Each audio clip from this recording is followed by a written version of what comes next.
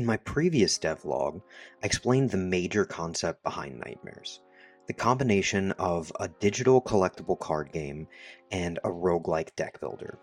We also took a look at a lot of the things that had been accomplished up until that point in the Nightmares dev cycle. Since then, we've gotten a lot of other really cool things done in the game, and that's what we're going to take a look at today. The first of these is an update to support different dimensions for different form factors.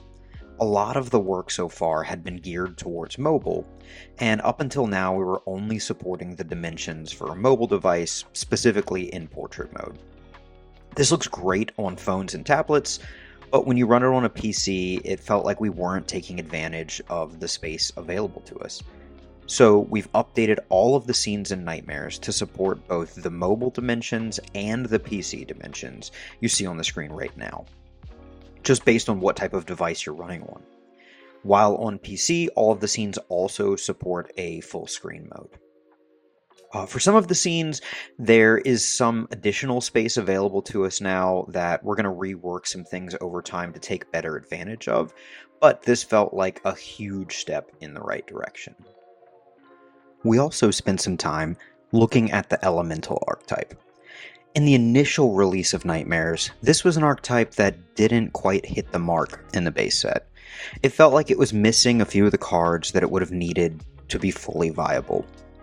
So we added a new Earthrights card that summons a brand new elemental token called Granite Golem.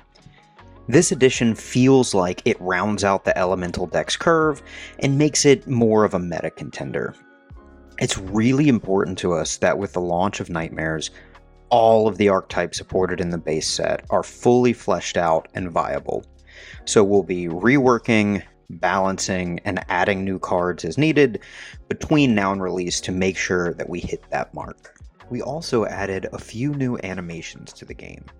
The plan is to have a distinct animation for each of the major creature types that we support in the base set. Elementals are kind of a special case though, because they're split between two major types. We have earth-based elementals and fire-based ones, so it felt right to include an animation for each of these. The final thing we spent time on over the last few weeks was improving the overall game feel.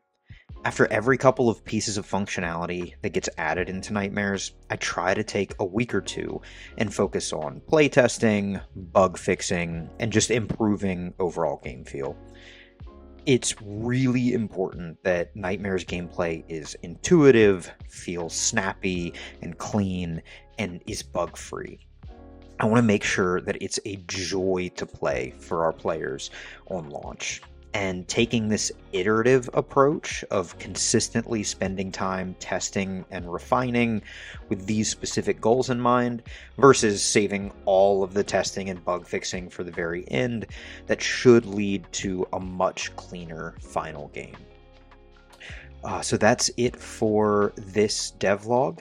If you made it this far, thank you so much for watching, and we'll see you guys on the next one with more updates on the development of Nightmares.